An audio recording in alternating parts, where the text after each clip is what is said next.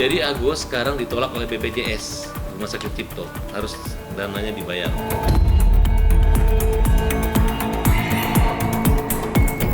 Jadi udah nggak ada komunikasi, hanya ada surat. Suratnya, Gus, uang ini fokus untuk pengobatan, itu aja. Tim Krisna juga lagi mempersiapkan Agus untuk ke luar negeri, ke Singapura.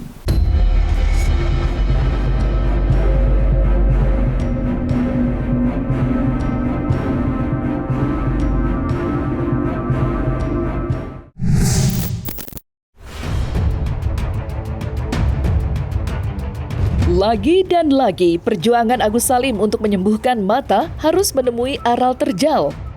Pasalnya, Badan Penyelenggara Jaminan Sosial atau BPJS telah resmi menolak untuk menanggung biaya pengobatan Agus, mengingat statusnya sebagai korban tindak kekerasan. Sontak saja, hal itu pun membuat sikap pihak Agus berubah seketika.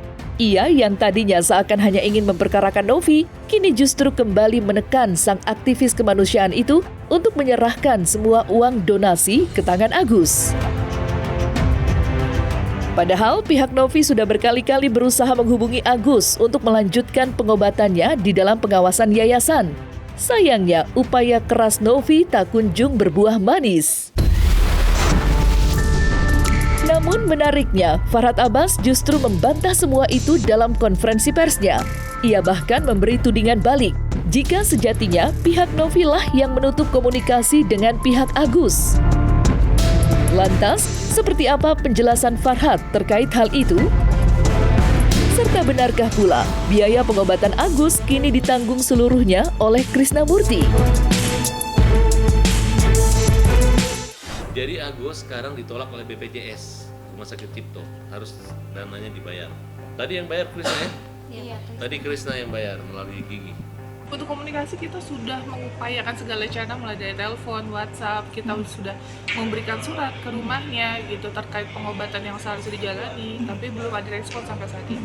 Jadi Agus sejak Novi roadshow ke TV-TV, kemudian dia menggunakan 150 pengacara. Jadi udah nggak ada komunikasi, hanya ada surat. Suratnya, Gus, uang ini fokus untuk pengobatan, itu aja. Ya, dan kalau sudah menyadari sudah ribut berantem gini, udah nggak ada lagi istilah bagaimana kami mau datang kalau Agus nggak ngangkat telepon. Ya gimana uang di kamu? Harga diri. Ya pemirsa, uang kalian tuh di Novi. Jadi itu hanya permainan mereka saja. Dengan mereka mengambil uang itu adalah merupakan satu itikat yang tidak baik, itikat buruk. Mulutnya manis. Enggak lama kecewa. Namanya kebaikan kan, yang penting kita jalani aja. Kalau emang nanti seperti apa orangnya, sudah risiko kita. Ya tetap kita ke poin utama adalah Mas Agus kalau bisa lakukan pengobatan sesuai dengan apa yang sudah ditentukan, karena kan dia harus operasi kelopak mata. Setelah itu untuk pembentukan bola matanya dan lain-lain masih banyak yang harus dilakukan. Tapi kita kembalikan lagi, kita pun punya keterbatasan. Kalau dia tidak mau, ya itu adalah hak dia. Untuk case-nya Bapak Agus Salim, kami sudah clear, artinya sesuai peraturan Perpres ya, Perpres nomor 59 tahun 2024. Bahwasannya hal-hal yang tidak dijamin, yaitu tadi penganiayaan, kecelakaan, tindakan terorisme dan lain-lain itu tidak dijamin. Jadi jangan lagi bilang Agus sombong, Agus nggak butuh uang itu, Agus butuh uang itu. Makanya itu kita lagi perjuangkan. Makanya kita laporin di peras, ditakut-takutin. Kalau kita main ambil nggak akan ada, yang ada kita dipermalukan. Kemarin ngomong ini udah bukan hak Agus, karena Agus sudah menyerahkan sukarela. Tapi bukti yang kita dapat itu ditakut-takutin, baik teror telepon maupun ada bukti WA. Dan di TV kelihatan. Agus kenapa kemarin sampai bersujud-sujud kaki di muka Novi? Ya itu waktu pas di rumahnya minta maaf karena itu kesalahan masalah yang dia upload itu, dia suruh Agus mengakuin yang diuploadnya semua itu menyatakan kebenaran gitu, tapi Agus kan nggak bener itu semuanya gitu. Ya udahlah, mau gimana, namanya kita ini sama dia, ya udah Agus minta maaf. Jadi bukan Agus ini baik jahat sama orang yang tidak baik, yang baik, bukannya tidak berterima kasih.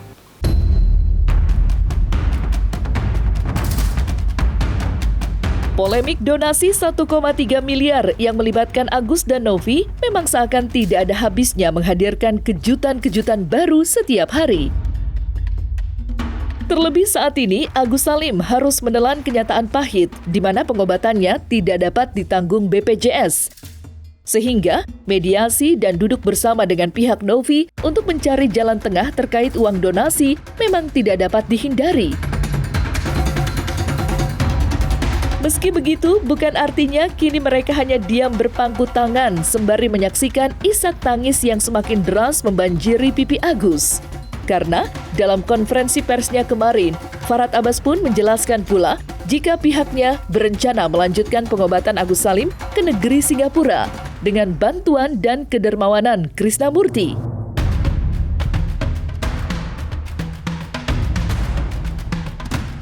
Tim Krisna juga lagi mempersiapkan Agus untuk ke luar negeri, ke Singapura. Agus semua udah punya paspor semua? Belum. Oke, nanti kita urus segera paspornya ya.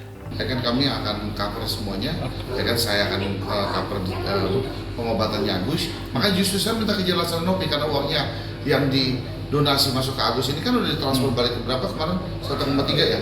Ya 1,3 M. Saya minta jelas-jelas aja lah. Jangan kayak berbalas pantun sana pantun sini pantun apa. Saya akan upayakan uang pengobatannya Agus.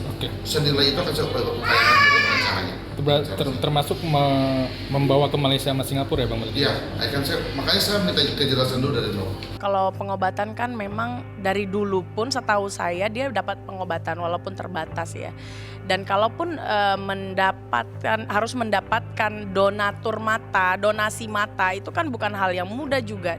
Di Indonesia pun saya rasa langka sekali orang mengganti bola mata itu jarang sekali terjadi. Nanti kalau pengobatan nanti yang ngomong Krisna aja ya, karena kami berbagi tugas untuk masalah pengobatan dan biaya semua. Saya minta tolong Mas Krisna beres itu semua gitu. Karena kalau semua saya urus semua saya pusing gitu kan. Tapi yang penting ada salah satu yayasan juga harusnya ketemu kemarin karena hujan akan menanggung sepenuhnya biaya pengobatan Agus. Kami dapat juga. Jadi tenang aja Gus. Walaupun uangmu sekarang di tangan orang, tapi tangan Tuhan tetap mengisi kantong dan kesehatan Gus ya. Buat ini Agus nih. Tepuk tangan dulu dong buat Agus. Terima kasih ya Allah.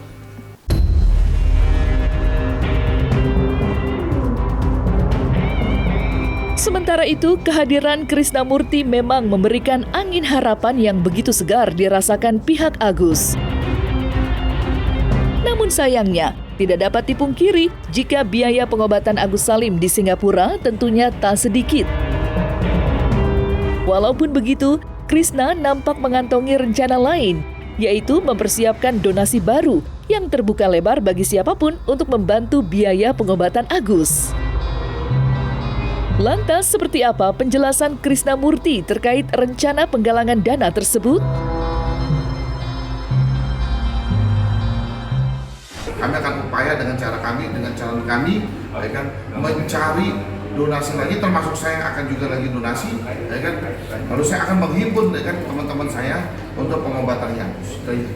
Harapan saya untuk Agus, ya khusus mohon maaf tim kuasa, ya baiknya diarahkanlah untuk Agus yang terbaik. Karena kan Agus sedang sakit. Kalau orang sedang sakit apalagi lagi fokus dengan penglihatannya, dia pasti tidak fokus dengan pemikiran. Berikan arahan, harapan lebih baik fokus dengan pengobatannya. Terkait mengenai dana tersebut, kalau memang sudah kembali ke yayasan, yayasan harus mempertanggungjawabkan untuk pengobatan tersebut. Jadi menurut saya duduk dengan baik, selesaikan dengan baik.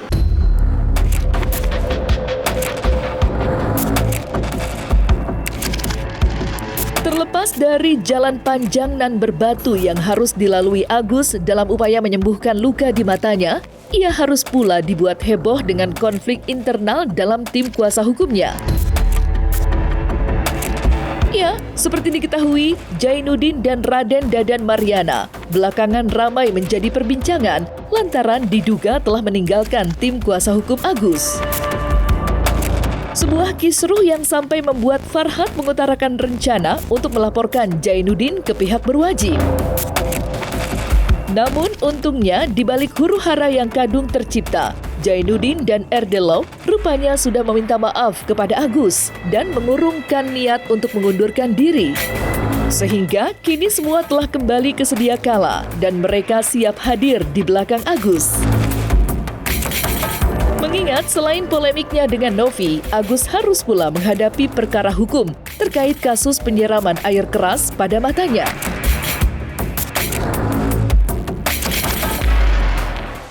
Fokuslah dulu kepada persidangan.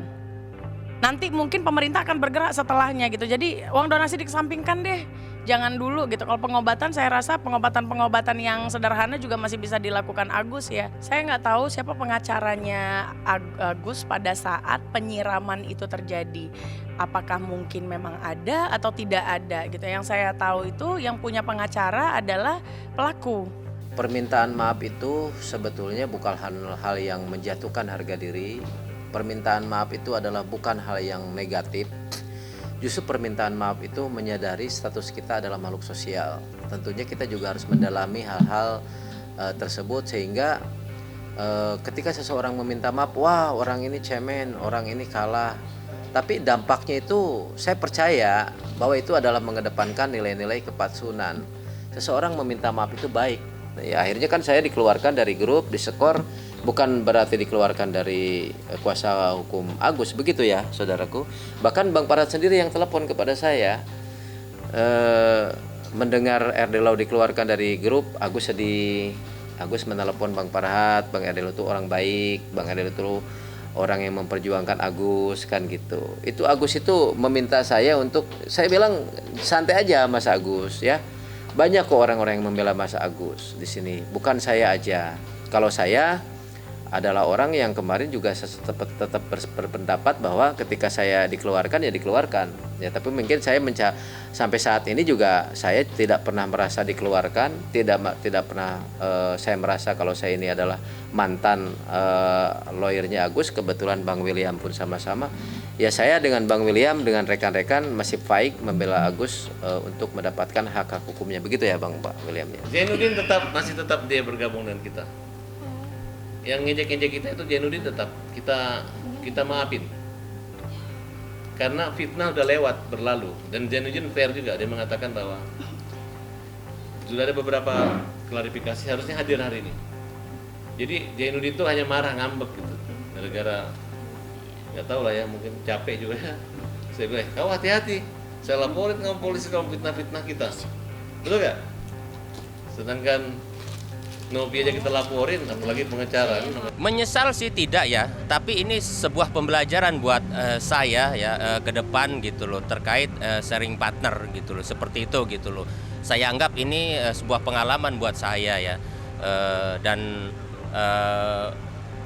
dalam berpartner itu memang sangat penting saling menghargai satu sama lain ya, agar tidak pecah.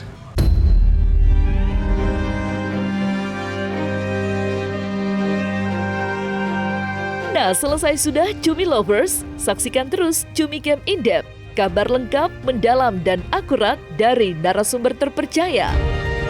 Dan jangan lupa untuk like, subscribe, dan juga share channel YouTube Cumi Cumi.